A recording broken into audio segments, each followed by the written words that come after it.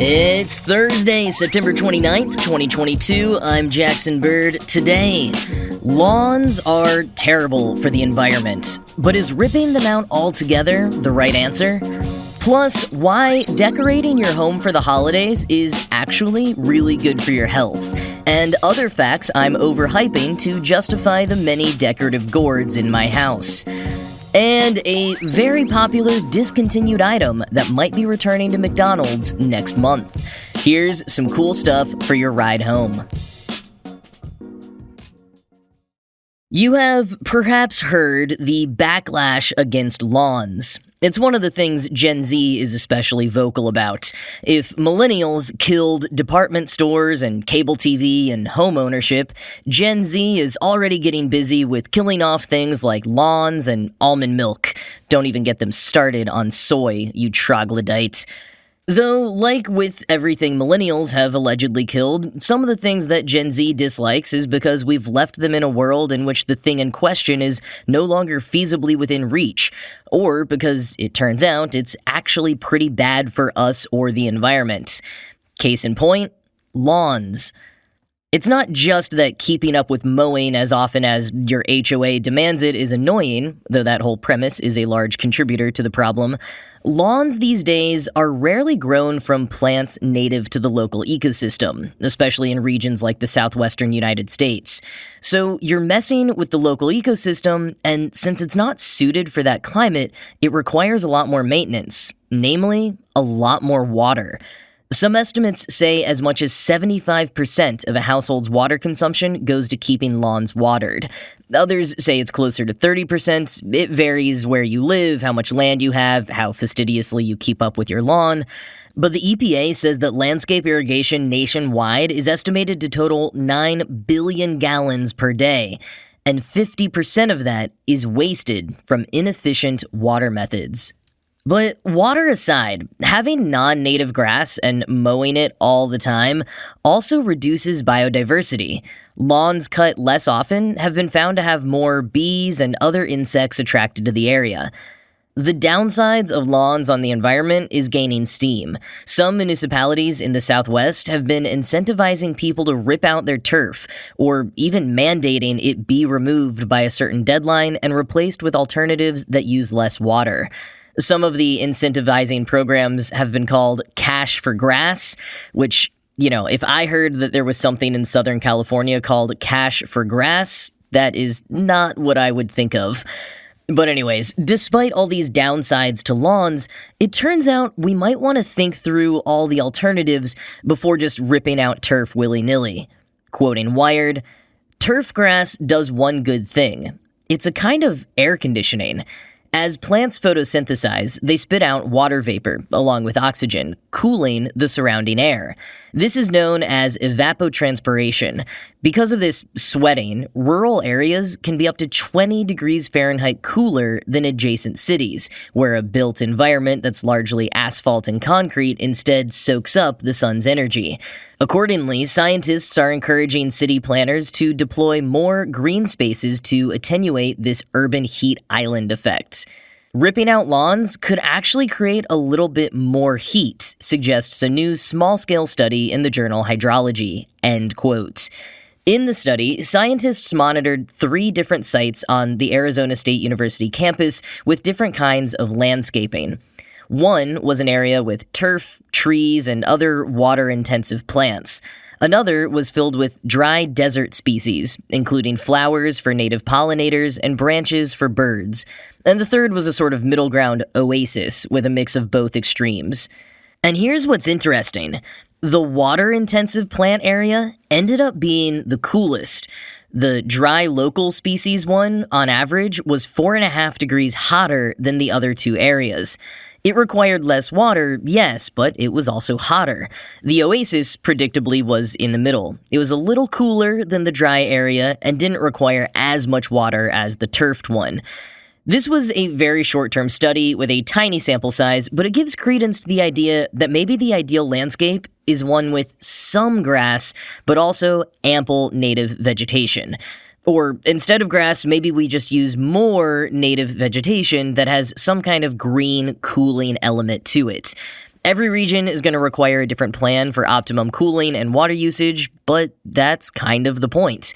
Krista Brailsford, an environmental scientist, told Wired that these challenges and the extreme heat that more and more city dwellers will continue to be exposed to, while bad, is also an opportunity.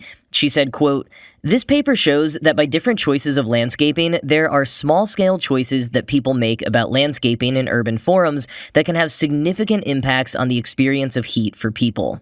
End quote. And Ian McRae, an innovation designer at the University of California, Berkeley, who was not involved in the study, told Wired, quote, "We love our lawns for varying reasons, but they are overvalued and overutilized relative to the variety of planting palettes available to us to create spaces we want to be in, spaces that can perform far more effectively from a cooling and water use standpoint." End quote. He adds that it's not so much the grass itself that's cooling the area, but the soil. He explained to Wired that since grass tends to be very short or cut very short, the sun hits the soil underneath it and evaporates the water soaked into the ground.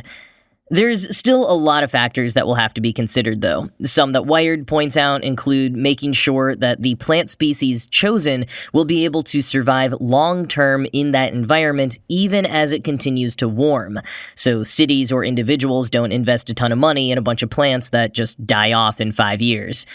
Also, some plants have a tendency to stop releasing water vapor as a defense mechanism when it gets too hot. They survive, but their cooling effects won't really be in effect during heat waves when they're also the most needed. But within all the challenges are so many possibilities, many of which I've mentioned in previous episodes. Growing crops beneath rooftop solar panels, moving more food production into cities where they can use recycled wastewater, using reflective roofs to reduce heat in buildings, and implementing other shade structures that aren't necessarily trees. There are a ton of possibilities. We just need them to take off. We need people to be ready for the world to look a little different. And fighting against the picture-perfect expanse of green lawns is one of the biggest hurdles.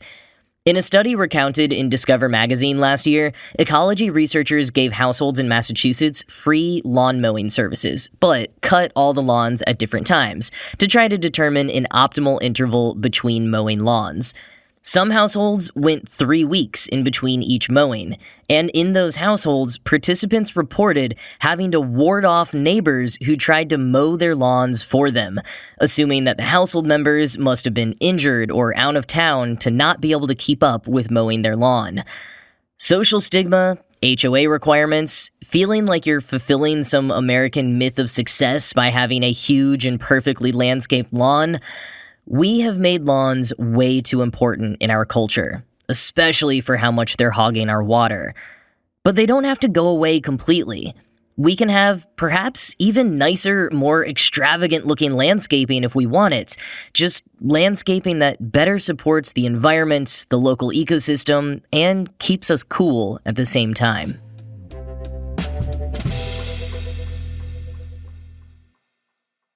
Hello, it's your local holiday fanatic with findings from an article the algorithm handpicked specifically to validate all of my actions and make me feel like a better human.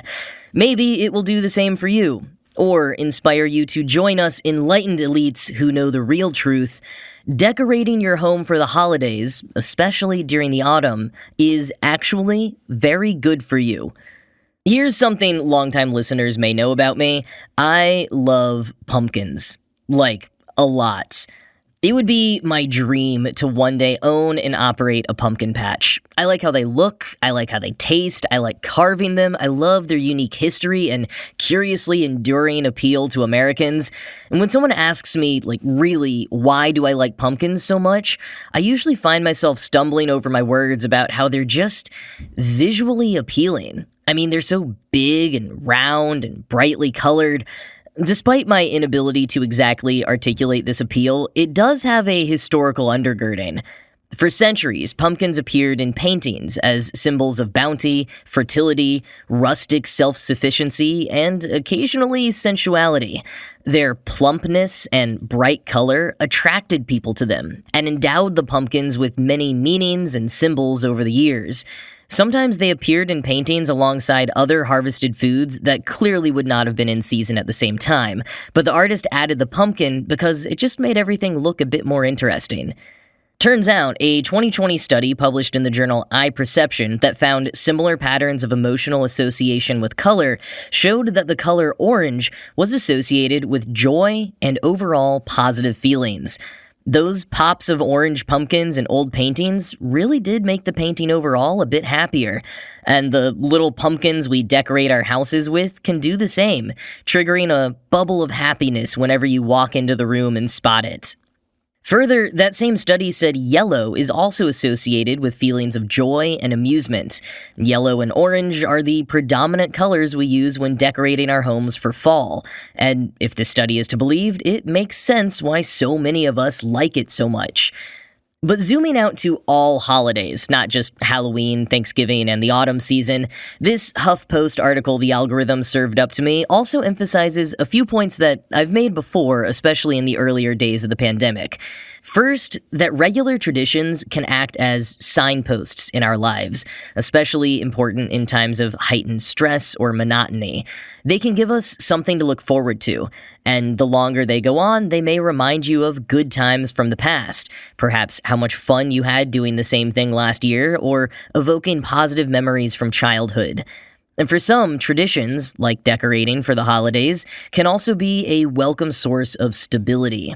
There could be a ton of upheaval in your life one year, but getting out the same box of decorations and turning on some music while you hang them up could be the one unchanging thing you can rely on that season.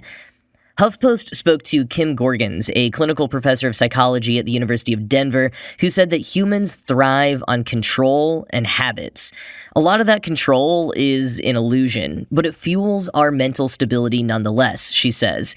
So the places in which we do really have control, like when and where we can put a decorative gourd on a shelf, can help us feel more stable in a world of uncontrollable variables. And that physical environment, she says, plays a large part in our perception of control. If you're privileged enough to have a home you can exert some control over, decorating in whatever way you can is a way to celebrate that home. Gorgons compares it to animals making dens. We're one of the few mammals that don't do that. So doing something like decorating and making our home space our own has deep psychological value, and is even noted as being especially crucial for someone healing after leaving an unsafe situation and now having their own space. And finally, a point that applies more to certain parts of the world and did not really apply to me growing up in Texas, which is one theory I have for why I do like decorating for holidays so much more now. As the weather gets colder and the days get shorter, we spend more time indoors. So we want the place we're spending so much time in to look nice. And with less sun making it harder to keep our spirits up, something like a splash of bright colors or a goofy decoration can actually really help. So if you're looking for a reason to justify your love of decorating for the holidays, there you go. If you've never really gotten into it, maybe give it a try. It doesn't have to require a lot of money, although it can, so watch out. There are tons of free and DIY ways to decorate posted all over places like Instagram and Pinterest. And of course, maybe you have tried decorating for the holidays and it is simply not for you, or different circumstances of your home life make it impossible to do so right now. There are still plenty of other traditions and activities that can hit some of these same points. Going out for a hike to see the changing leaves, watching a certain movie on the same date every year, having a special drink just for this season, or trying your hand at some new hobby with a seasonal twist. As the spirits prepare to visit us this Halloween, we've got to remember to try to keep up our own and each other's spirits as well, instead of dragging each other down just because someone gets unreasonably excited about decorative gourds.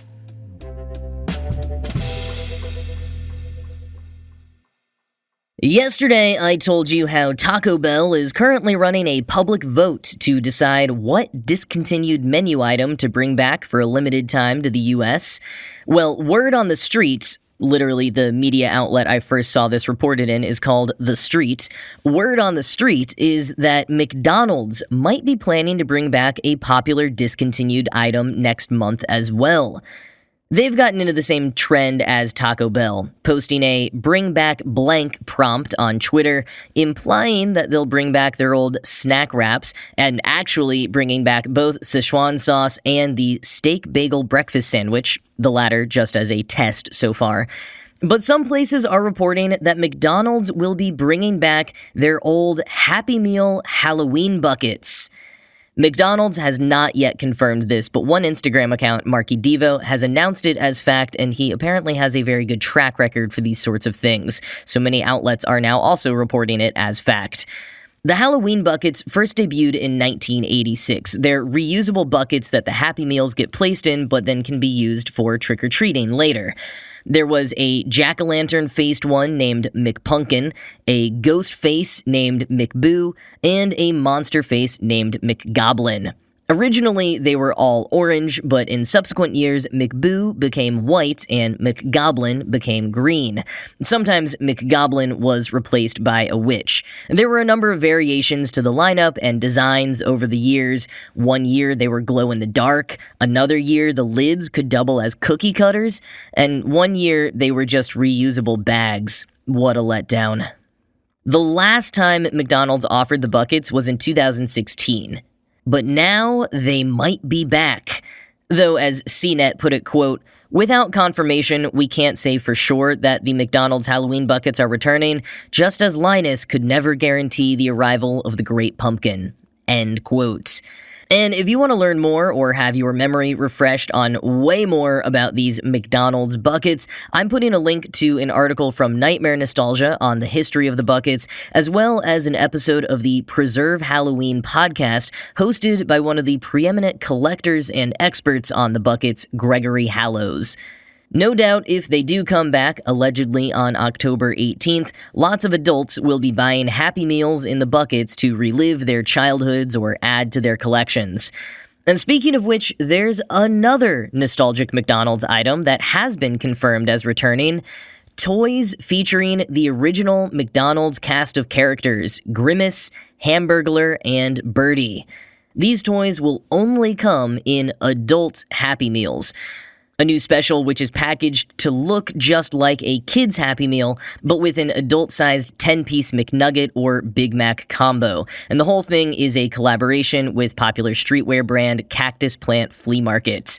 So, speaking of ways to tap into tradition and seasonal memories of good times, if your childhood included any McDonald's Happy Meals, or you always wished it had, this month is apparently the month for you.